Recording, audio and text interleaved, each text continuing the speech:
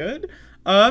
So the right wing in this country, they're pro-life. They love babies and they hate genocide.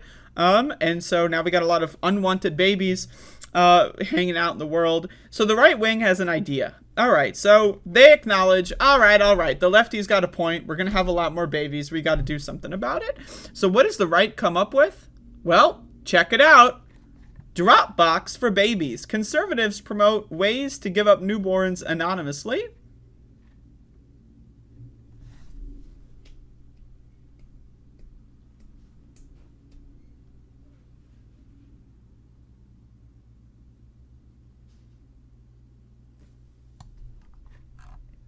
The safe haven baby box at a firehouse in Carmel, Indiana, looked like a library book drop. It has been widely available for 3 years for anyone who wanted to surrender a baby anonymously. No one ever used it, though, until early April when its alarm went off. Victor Anders, a firefighter, opened the box and found to his disbelief a newborn boy wrapped in towels. The discovery made the local TV news, which praised the courage of the mother, calling it a time for celebration. Later that month, Anders pulled another newborn, a girl, from a box. Who cares what the fucking gender is? Come on now. In May, a third baby appeared. By summer, 3 more infants were left at a baby box, at baby box locations throughout the state. Y'all?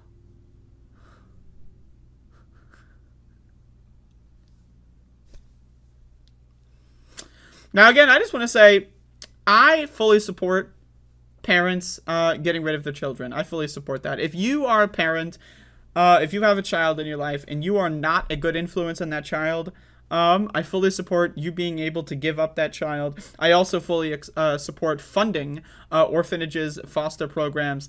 A lot of the time, foster programs are abusive. They abuse children.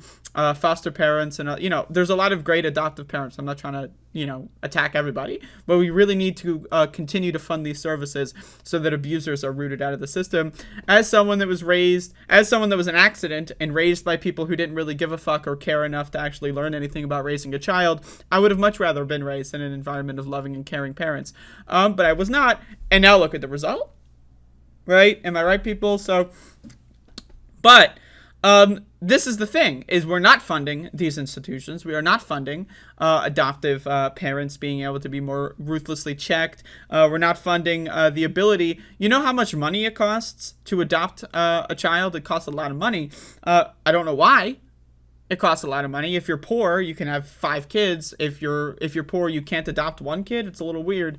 But anyway, there's a lot of problems with our society, and having a bunch of more kids entering the mix certainly is not going to be a good solution. Let's keep reading this article. I'm reading this from Baltimore Sun, by the way.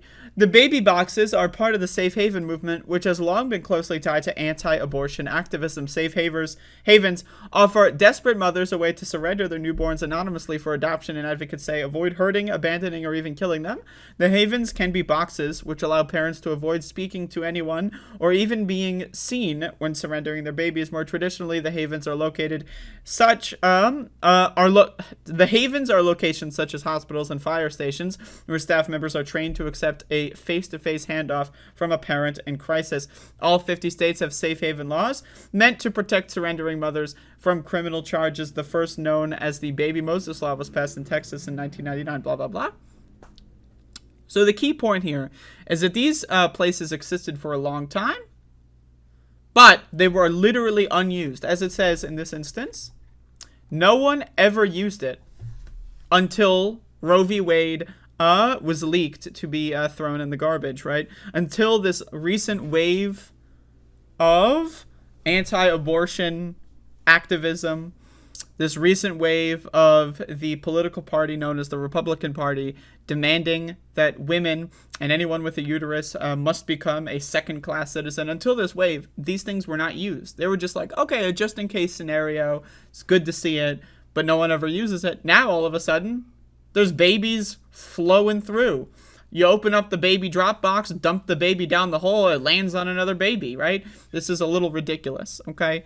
Now, again, I do think that parents should have the right to give up their children. I really do. I think at any time, like if you are being raised by parents and they're abusive, right? and you want to leave, you should be allowed to do so. If parents know that they would be abusive, or let's say a mother is in a relationship with an abusive partner, or, you know, whatever, it doesn't matter the situation. There's an abusive partner, and they want to, you know, make sure that the baby is safe, and, you know, they can't get out of the relationship for whatever reason, right? These should all be things that are capable of being done. But the problem is, like, again, adoption care and services are completely underfunded, and it's a huge problem. So you give up the baby, and then they're thrown into another abusive scenario, and that doesn't really help, right? And so that's the problem with the way our society is orchestrated, is we have too many babies, not enough people that are willing to raise babies, and that creates an entire, like, group, an entire class of each upcoming generation that is unwanted. They feel unwanted, and they never feel like they belong.